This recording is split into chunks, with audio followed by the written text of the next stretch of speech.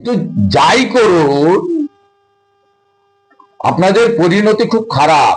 এই gang of ডাকাত, এই গ্যাং অফ চোর, গোটা রাজ্য জুড়ে আওয়াজ তুলুন। জেনে গেছে জনতা, মোবাইল চোর মমতা। চোরেদের এনার্জি মুখ্যমন্ত্রী মমতা ব্যানার্জি। কারণ আপনারা সবাই জানেন 5ই মে রাত্রি 12টার মধ্যে যদি নতুন মন্ত্রিসভা মুখ্যমন্ত্রী শপথ না নেন, রাত্রি 12টা বেজে 1 মিনিটে কেউ চাক আর না চাক রাষ্ট্রপতি শাসন হয়ে যাবে। সেটা করতে গেলে ফেব্রুয়ারির 4র্থ সপ্তাহে নির্বাচন ঘোষণা করতে হবে। আর 4র্থ সপ্তাহে নির্বাচন ঘোষণা করতে গেলে অ্যাটলিস্ট ফেব্রুয়ারির 3য় সপ্তাহের মধ্যে চূড়ান্ত ভোটার তালিকা প্রকাশ করতে হবে। অনেকগুলো ফেজ রয়েছে: revision of the electoral roll, publication of the final voter list, notification of the election, date of election, completion of the counting within stipulated time এবং পাবলিকেশন অব দি গেজেট। যারা নতুন নির্বাচিত MLA হবে তার তালিকা gazette প্রকাশ করা পর্যন্ত দায়িত্ব ভারতের নির্বাচন কমিশন, ভারতের সংবিধান দিয়ে গেছে। এবং এটা টাইম ফ্রেমের মধ্যে আছে। 60 মাস পেরিয়ে গেলে কোন সরকার, আপনি চান আর না চান, থাকতে পারে না। তাই আগুন লাগাচ্ছে তৃণমূল, এই আগুনে পুড়বে তৃণমূল, বিজেপির কিচ্ছু হবে। আমি প্রথমত বলবো যে উনি তৃণমূল কংগ্রেসের একজন সেকেন্ড ইন কমান্ড। উনি এবং ওনার পিসি মিলেই পার্টিটা চালান। এটা পারিবারিক পার্টি, কোম্পানির মতোই চালান। তা আমি খুব খুশি যে তারা বিরোধী দলনেতার কেন্দ্রটাই বেছে নিয়েছে প্যারাসিটামল আর ওআরএস এর প্যাকেট বিতরণ করে। আজকে এই কর্মসূচিতে নন্দীগ্রামের 41টি শহীদ পরিবারের মধ্যে 35টি পরিবার উপস্থিত ছিল না। সাউথ বেঙ্গল স্টেট ট্রান্সপোর্টের হলদিয়া এবং মেদিনীপুর ডিপো থেকে এই বাসগুলো আনা হয়েছিল। মেদিনীপুর ডিপো থেকে দেবেন্দ্র অঞ্চল হাতিয়াড়ি মোড়, দায়িত্বে সুকুমার সাউ। দেবেন্দ্র অঞ্চলটা হচ্ছে কাঁথি 3 নম্বর ব্লকের উত্তর কাঁথির। মিদনাপুর ডিপো থেকে বাস এসেছিল ভাজাচাউলি অঞ্চল, কাঁকুরিয়া পার্টি অফিস, দায়িত্বে বিভাস বেচ। এইভাবে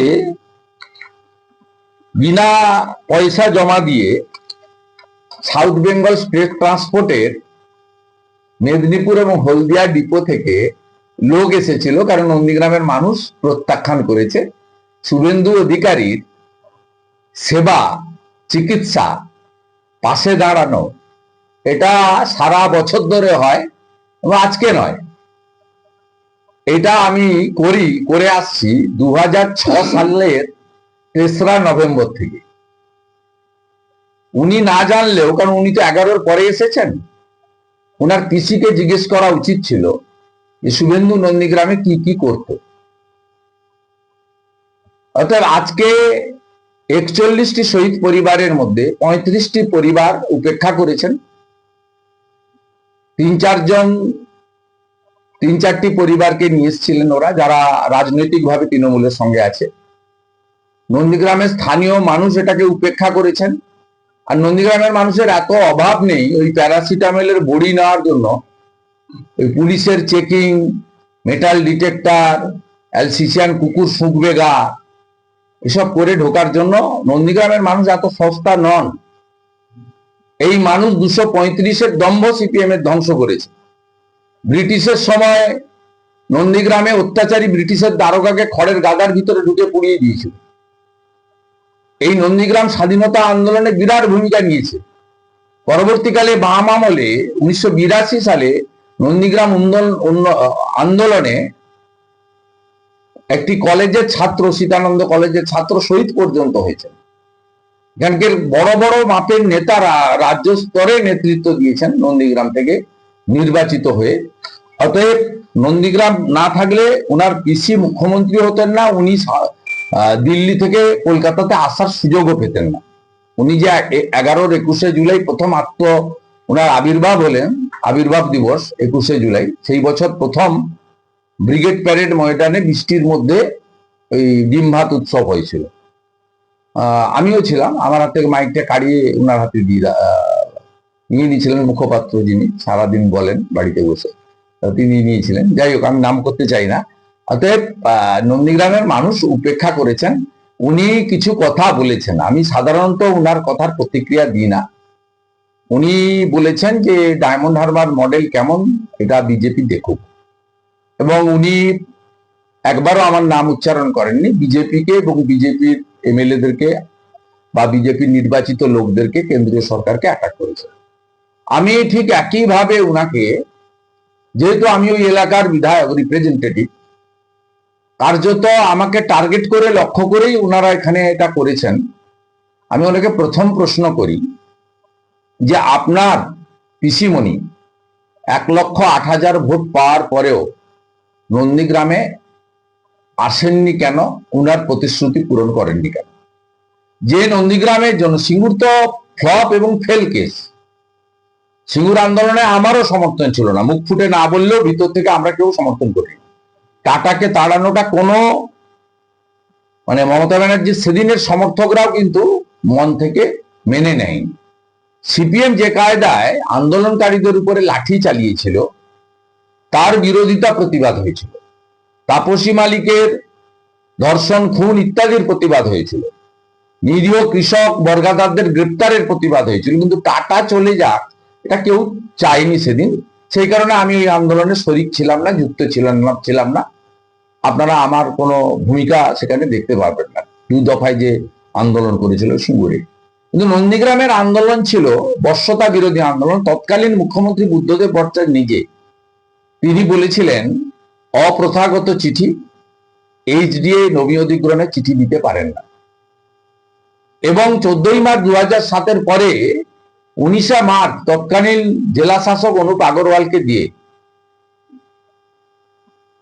প্রত্যাহার করা হয়েছিল আপনার এই নোটিফিকেশন। আমি ওনার কাছে প্রশ্ন করতে চাই, 15 বছর মুখ্যমন্ত্রী কি কি দিলেন?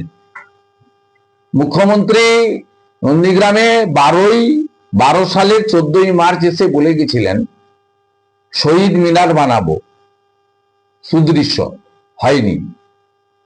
গোকুলনগরে 12 ক্লাস স্কুল বানিয়ে দেব, রেসিডেন্সিয়াল, করেননি।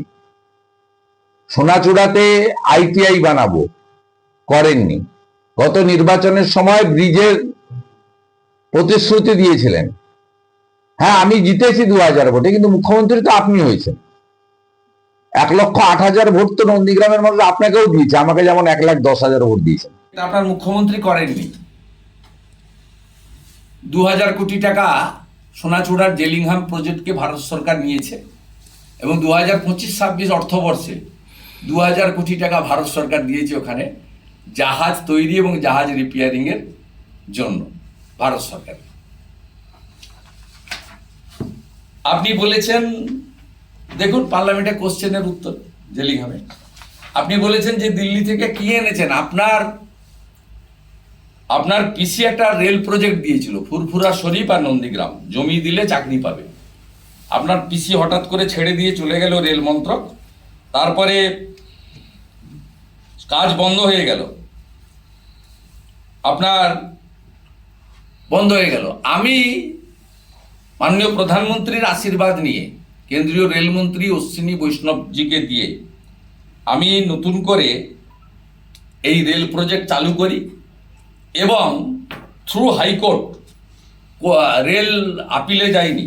834 জন রেলে গ্রুপ ডিতে চাকরি পেয়েছে নন্দীগ্রাম থেকে এই 4 বছরে নরেন্দ্র মোদীজির প্রধানমন্ত্রীত্বে, অশ্বিনী বৈষ্ণবের রেলমন্ত্রীতে 834 জন চাকরি পেয়েছে।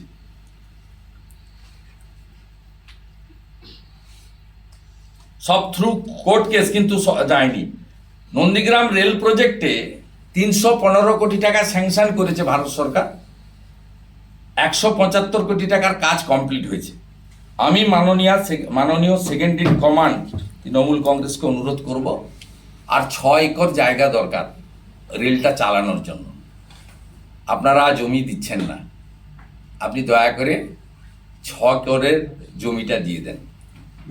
ভারত সরকারের জাতীয় জলপথ রামেশ্বরমের মতো ফোল্ডিং ব্রিজ করতে চায় হলদিয়া নন্দীগ্রামের সংযোগকারী, আপনারা অ্যাপ্রোচ রোডের জন্য জমিটা অধিগ্রহণ করে দিন। আপনি জানেন না তাই এসব কথা বলেছেন। আমি আপনাকে বলি যে নন্দীগ্রামের মানুষ কি করবে আমি কোনোদিন বলি না, ওখানকার আমি আত্মীয়, দায় দরকারে প্রত্যেক দিন মানুষের সঙ্গে থাকার চেষ্টা করি আমার সীমাবদ্ধ ক্ষমতা দিয়ে। বিরোধী দলনেতার হাতে খুব বেশি ক্ষমতা থাকে না। একজন বিরোধী দলের এমএলএ এখানে কি তাকে সরকারকে বিডিও ফোন ধরে না, ডিএম তো দূরের কথা। সেই পরিবেশ পরিস্থিতির মধ্য দিয়েও আমি মানুষের সঙ্গে ওখানে আছি কিনা দল যদি প্রার্থী করে প্রমাণ হবে। বিজেপি কাকে প্রার্থী করবে আমি বলতে পারি না, কারণ এটা আপনাদের পার্টিতে আপনারা মাইকে বলে দিতে পারেন। আপনি এবং আপনার পিসি দুজনের অথরিটি আছে, যাকে খুশি বাদ দেওয়ার, যাকে খুশি যুক্ত করার। বিজেপির কারোর অথরিটি নেই, সে বলতে পারে সে কোন সিটে দাঁড়াবে। কিন্তু পার্টি যদি আমাকে জিজ্ঞেস করে যে আপনি বিধানসভা ভোটে দাঁড়াবেন কিনা, আমি সেক্ষেত্রে বলবো পার্টি যা সিদ্ধান্ত নেবে তাই। পার্টি যদি জিজ্ঞেস করে যে আপনাকে যে কোনো সিটে, যেটা রিজার্ভ নয়, কারণ এসসি বা এসটি রিজার্ভ সিটে আমি দাঁড়াতে পারবো না, আপনাকে যে কোনো সিটে লড়তে হবে ইনক্লুডিং ভবানীপুর, সেক্ষেত্রেও আমি বলবো পার্টির যা নির্দেশ সেটা পালন করব। আমি চিরদিনই তৃণমূল করেছি, বিজেপি করছি, পার্টির ডিসিপ্লিন ওয়ার্কার। পার্টির ভিতরের কোনো কথা বাইরে বলি না, পার্টির কোনো সহকর্মী সম্পর্কে বাইরে মন্তব্য করি না। এটা আমার প্রিন্সিপালের মধ্যে পড়ে, আমি এই নীতিতে বিশ্বাস করি, আমি এই শৃঙ্খলা মানি। আর যদি পার্টি বলে আপনাকে অপশান দিচ্ছি কোথায় আপনি লড়বেন, আমি তাহলে বলবো যে আপনারা যদি আমাকে অপশান দেন যে কোনো সিটে লড়ালে আমি লড়তে রাজি আছি। এবং সেক্ষেত্রে পার্টি যদি আমাকে ভবানীপুরে লড়তে বলে তাতেও রাজি আছি, নন্দীগ্রামে লড়তে বললে তাতেও রাজি আছি, না লড়তে বললেও রাজি আছি, প্রচার করতে রাজি আছি। অতএব বিজেপি ওখানে সমর্থন কিভাবে বৃদ্ধি পেয়েছে সেটা আপনার নোটিশে আমি দিচ্ছি। 2021 সালে 1956 ভোটে আমি জিতেছিলাম। 2023 রাজ্য পুলিশ দিয়ে ভোট হয়েছে, 17টা গ্রাম পঞ্চায়েতের মধ্যে 11টাতে বিজেপি জিতেছে, 2টো পঞ্চায়েত সমিতি বিজেপি জিতেছে। 2024 লোকসভা ভোটে প্রাক্তন বিচারপতি অভিজিৎ গাঙ্গুলি 8,200 ভোট লিড পেয়েছেন নন্দীগ্রাম থেকে। আর 2024 শেষ থেকে অদ্যাবধি মোট 33টা সমবায় সমিতির ভোট হয়েছে রাজ্য পুলিশ দিয়ে, তার মধ্যে 29টাতে ভারতীয় জনতা পার্টির সমর্থিত লোকেরা জিতেছে, আপনার চোরেরা হেরেছে।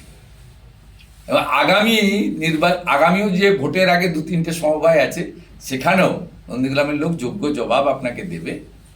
এবং 1956 সঙ্গে আরেকটা শূন্য লাগিয়ে ন্যূনতম 19,560 বেশি ভোট নিয়ে ভারতীয় জনতা পার্টির মনোনীত প্রার্থী, পদ্মফুল প্রতীকের মনোনীত প্রার্থী নন্দীগ্রাম থেকে জিতবে চোরেদের হারিয়ে। আমি আপনাকে অনুরোধ করব, আপনি এখন হয়তো রাস্তায় আছেন, বাড়িতে পৌঁছে আপনার পিসি মমতা ব্যানার্জিকে বলবেন নন্দীগ্রামে আরেকবার লড়তে।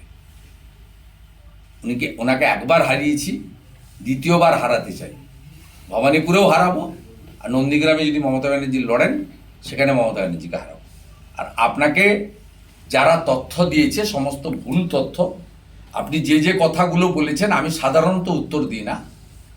আমি আজকে আপনার অনেকগুলো প্রশ্নের উত্তর দিয়েছি, বিশেষ করে মানুষের পাশে থাকা এবং উন্নয়নের ক্ষেত্রে। আর আপনি দয়া করে আপনার অফিসের অ্যাড্রেস জানি আমরা, পুলিশ ঢুকতে দেবে না, মেল আইডি পাঠিয়ে দেবেন, পেন ড্রাইভে সম্প্রতি যে উন্নয়নের খতিয়ান আমি প্রকাশ করেছি প্রতি বছরের মতো, সেটা আপনার কাছে আমি পাঠিয়ে দেবো। আপনি তাহলে সেটা দেখে আপনিও যেভাবেই হোক জিতেছেন, কীভাবে জিতেছেন সেটা কোর্টে বিচারাধীন, তাই আর মন্তব্য করলাম না, হাইকোর্টে বিচারাধীন। তা অভিজিৎ দাস ববি সেখানে কেস করেছেন এবং election commission CCTV camera tampering হয়েছে ফলতাতে ডায়মন্ড হারবারে, সেটাও লিখে দিয়েছে। তা সেটা সেখানে বিচার্য, সেটা নিয়ে বলবো না, যেভাবেই হোক আপনি জিতেছেন। তাই আপনাকে আপনারও এখান থেকে যদি কিছু শেখার থাকে আপনি শিখবেন, নেওয়ার থাকলে নেবেন। ঠিক আছে, আপনি আমার বিধানসভা কেন্দ্রে আসার জন্য স্বাগত। আশা করি কোনো অসুবিধা হয়নি এবং খুব ভালোভাবে এসেছেন। আপনার এবং আপনার পরিবারের কুশল কামনা করি। আপনি বলুন, আজকে যে তৃণমূলের একজন সাংসদ এলেন, আমি কোলাঘাটের ওপারের হিসাবটা জানি না, আমি কৌস্তব বাগচি অ্যাডভোকেটের পোস্ট দেখছিলাম, 3000 ফোর্স ডিপ্লয় করেছে। কোনো দরকার ছিল? কোনো রাস্তায় কোথাও কেউ একটা শব্দ বলেছে? কোথাও বিজেপির কোনো পতাকা, কোথাও পার্টি অফিসে দাঁড়িয়ে লোক জড়ো করা, কোনো ঝামেলা অশান্তি কেউ করেছে? নন্দীগ্রামে এমন এমন এলাকার উপর দিয়ে আপনি গাড়ি করে গেছেন, সেই এলাকা আপনার দল নেই, আপনি এন্ট্রি নিয়েছেন খোদামবাড়ি 2, বিজেপির দুর্গ, সব গ্রাম পঞ্চায়েত বিজেপি। তারপরে ঢুকেছেন হরিপুর বিজেপি ছাড়া অন্য কেউ নেই। তারপরে ঢুকেছেন নন্দীগ্রাম প্রপার অঞ্চল, বিজেপির পঞ্চায়েত। আমাদের সকলকে আমি বলে দিয়েছিলাম কিচ্ছু করার দরকার নেই, কোনো প্রশ্নই নেই, কেন গুরুত্ব দেবেন? লড়াই তৃণমূল কংগ্রেসের বিরুদ্ধে, লড়াই রাজনৈতিক লড়াই মুখ্যমন্ত্রী মমতা ব্যানার্জির অপশাসনের কুশাসনের বিরুদ্ধে, কোনো ব্যক্তিগত লড়াই নয়। আর এদের পাতা ফাঁদে পা দেবেন না, এদের পুলিশ নির্ভর। এরা সবসময় সুযোগ খোঁজে পুলিশকে কিভাবে ব্যবহার করবে। যেদিন রাষ্ট্রপতি শাসন হবে পুলিশ চোখ পাল্টি করবে। এই যে পুলিশ আজকে এদের এইসব কাণ্ড করছে, জুতো বইছে, ব্যাগ বইছে, দড়ি ধরে দাঁড়িয়ে আছে, কোনো লোক নেই রাস্তায়, দেখান না টিভি। কেন ফেসবুক লাইভ করতে করতে 5 বার 6 বার করে বন্ধ করছিলেন? লোকগুলো ছিল না বলে। সবাই আমি তো দেখিনি ফেসবুক, যারা দেখেছে আমাকে ছেলেরা রিয়াক্ট করছে। আমার তো ডাইরেক্ট রিচ রয়েছে, হাজার হাজার লোকের সঙ্গে ডাইরেক্ট ইন্টারাকশন হয় ফেসবুকে, মানে হোয়াটসঅ্যাপে হয়, চ্যাটিং হয়, আমি দেখি, ব্লুটিক পড়ে। তা আমি দেখছিলাম লোকজনই বলছিল এই ফেসবুক করতে করতে 8 বার 10 বার ড্রপ করে দিচ্ছে, মানে লোক নেই রাস্তায়, দড়ি আছে লোক নেই। এই পুলিশই দেখবেন এই দড়ি দিয়ে আপনাদের কোমরে বেঁধে নিয়ে আসবে। তারপরেও কিন্তু আপনার পিসিকে আমি হারিয়েছি, অর্থাৎ আমার সঙ্গে সব করে আপনার লাভ নেই। আপনি উন্নয়নের ক্ষেত্রে প্রশ্ন তুলেছিলেন, আমি তার প্রশ্নের উত্তর দিয়ে দিলাম। আপনি আশা করি কোলাঘাট পেরিয়ে গেছেন, ভালোভাবে বাড়িতে পৌঁছান, রাত্রে নিশ্চিন্তে ঘুমান এবং ওই জায়গাটা ছেড়েই চিন্তা ভাবনা করুন। আর আমি চাইবো আপনি যদি আজকের কর্মসূচিতে উৎসাহিত হয়ে থাকেন, প্যারাসিটামল দিয়ে ভেবে থাকেন যে সব করে দিয়েছি, ওং শান্তি, তাহলে মুখ্যমন্ত্রী মমতা ব্যানার্জিকে, আপনার পিসিকে বলুন আইপ্যাককে সঙ্গে নিয়ে, সুফিয়ানকে, সাউদ্দিনকে দুপাশে রেখে আরেকবার ভোট করতে বিজেপি প্রস্তুত আছে।